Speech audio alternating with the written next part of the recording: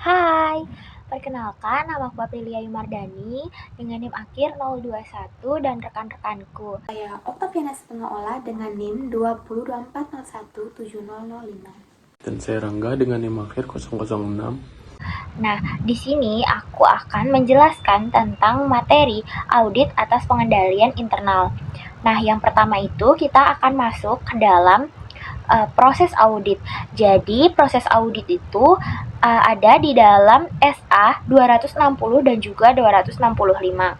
Nah, poin-poinnya itu ada mengidentifikasi dan menilai resiko kesalahan penyajian material, melakukan pengujian pengendalian yang dirancang sesuai dengan resiko, menemukan dan menilai defisiensi dalam pengendalian internal, terus mengkomunikasikan defisiensi yang signifikan kepada manajemen dan tata kelola, dan yang terakhir itu melapor secara tertulis dengan rekomendasi perbaikan. Nah, di sini untuk tujuan dari pengendalian internal sendiri itu ada 3. Yang pertama itu reliabilitas pelaporan keuangan, yang kedua itu efisiensi dan efektivitas operasi, dan yang terakhir itu ada ketaatan pada hukum dan peraturan. Nah, di sini tanggung jawab manajemen dan auditor atas pengendalian internal. Nah, jadi tanggung jawab atas pengendalian internal berbeda antara manajemen dengan auditor. Nah, manajemen sendiri ini bertanggung jawab untuk menetapkan dan menyelenggarakan pengendalian internal entitas. Manajemen juga diharuskan untuk melaporkan secara terbuka tentang keefektifan pelaksanaan pengendalian tersebut. Nah, sedangkan auditor itu bertanggung jawab memahami dan menguji pengendalian internal atas laporan keuangan yang telah dibuat.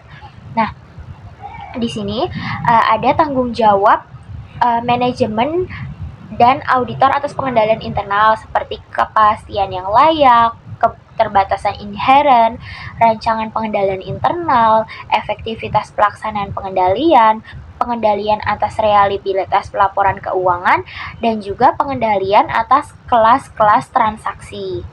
Nah, sedangkan tujuan audit yang berhubungan dengan transaksi penjualan itu ada penjualan yang dicatat adalah untuk pengiriman yang dilakukan kepada pelanggan yang ada, transaksi penjualan yang ada telah dicatat, penjualan yang dicatat adalah senilai barang-barang yang dikirimkan serta ditagihkan dan dicatat dengan tepat. Yang selanjutnya ada transaksi penjualan dicantumkan dengan benar dalam file induk dan diikhtisarkan dengan benar. Yang selanjutnya ada transaksi penjualan diklasifikasikan dengan tepat, dan yang terakhir ada penjualan dicatat pada tanggal yang benar. Nah, yang selanjutnya itu ada komponen pengendalian internal menurut KOSO. Nah, di sini ada beberapa komponen, ada beberapa uraian komponen dan juga pembagian lebih lanjutnya. Jadi di sini untuk komponen sendiri ada lingkungan pengendalian, penilaian resiko, aktivitas pengendalian, dan juga informasi dan komunikasi.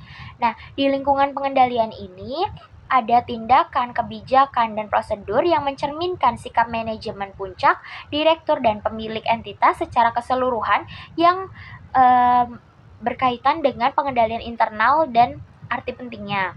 Sedangkan untuk penilaian risiko itu adalah pengidentifikasian dan analisis oleh manajemen terhadap risiko yang relevan dengan penyusunan laporan keuangan yang sesuai dengan kerangka kerja akuntansi yang tepat seperti GAAP atau IFRS. Nah, selanjutnya untuk aktivitas pengendalian sendiri itu berisi tentang kebijakan dan prosedur yang telah ditetapkan manajemen untuk mencapai tujuannya bagi pelaporan keuangan.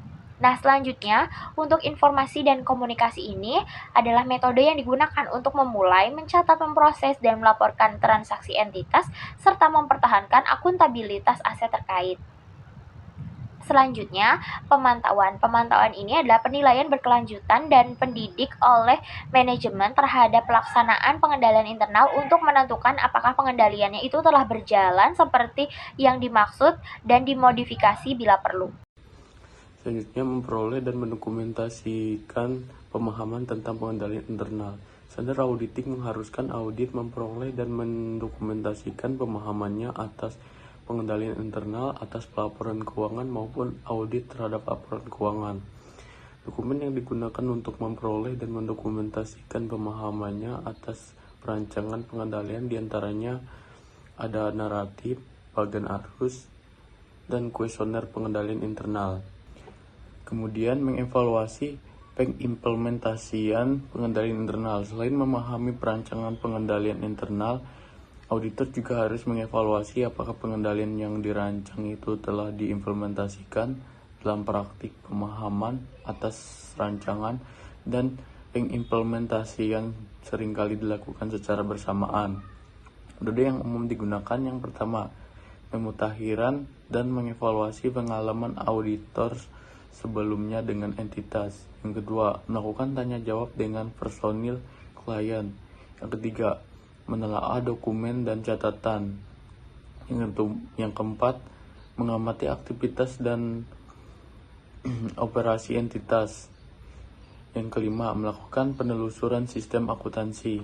Oke, selanjutnya ada penjabaran menilai risiko pengendalian. Ada beberapa poin. Yang pertama, menilai risiko pengendalian. Sebelum melakukan penilaian pendahuluan atas risiko pengendalian bagi setiap kelas transaksi yang material, ada beberapa hal yang harus dilakukan. Di antaranya, yang pertama, menilai apakah laporan keuangan bisa diaudit. Yang kedua, menentukan penilaian risiko pengendalian yang didukung oleh pemahaman yang diperoleh.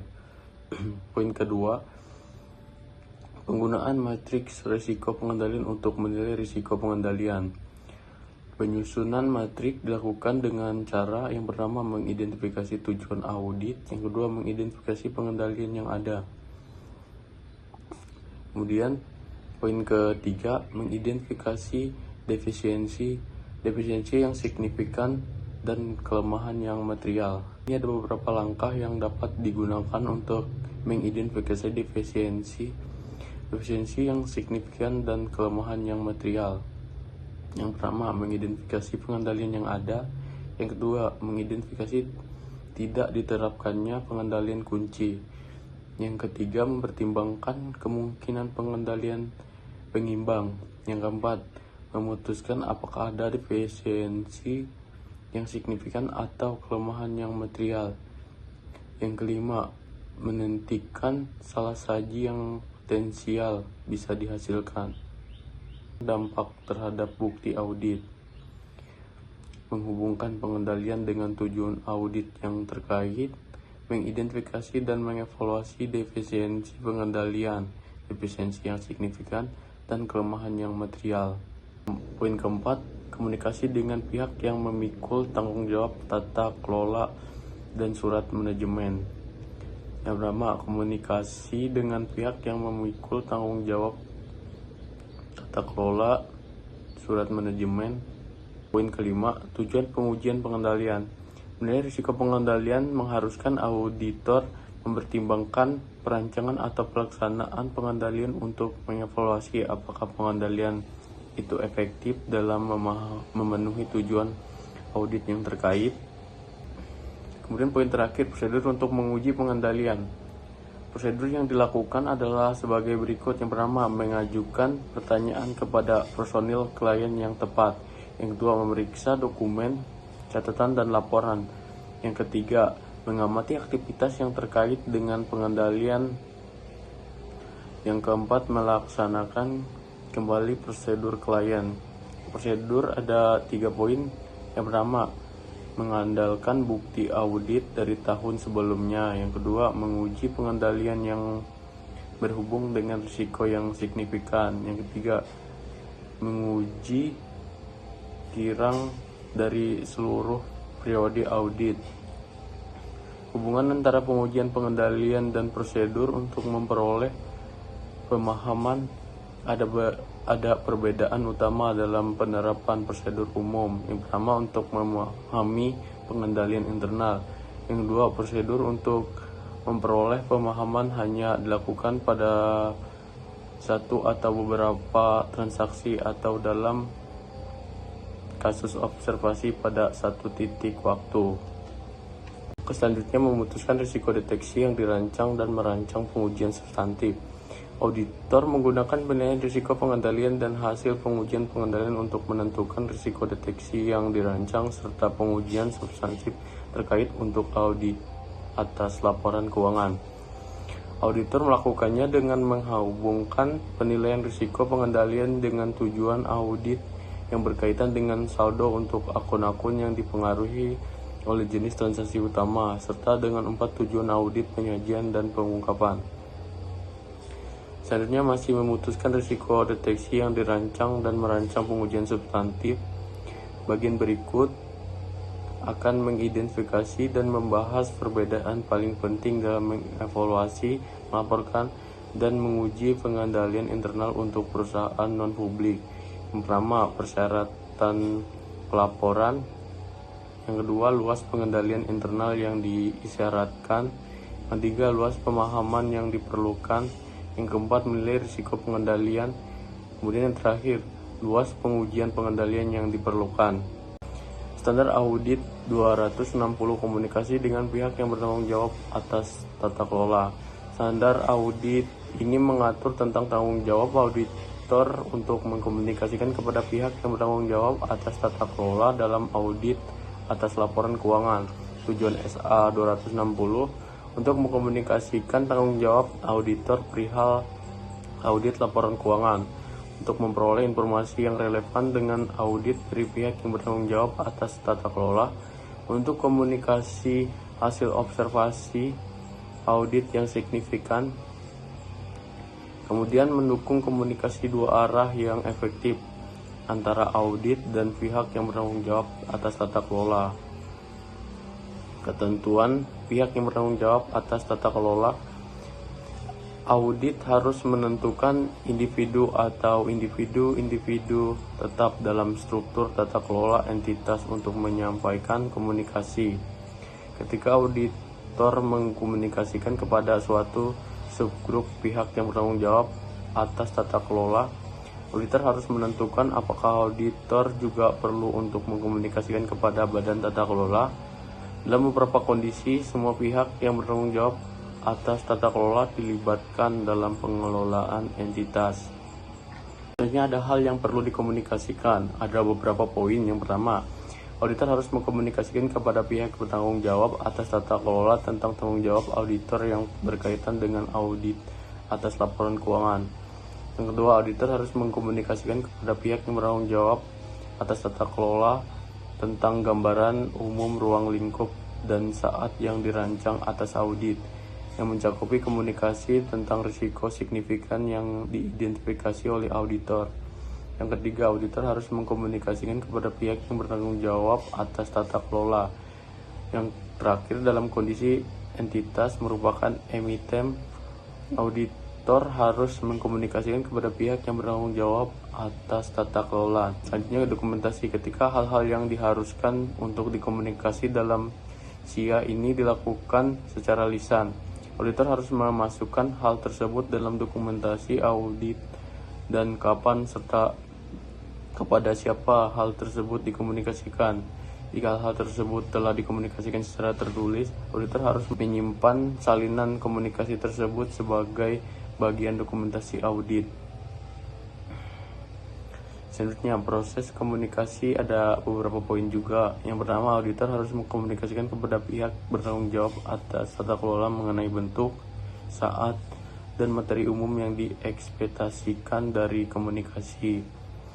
Yang kedua, auditor harus mengkomunikasikan secara tertulis kepada pihak bertanggung jawab atas tata kelola tentang temuan signifikan selama audit.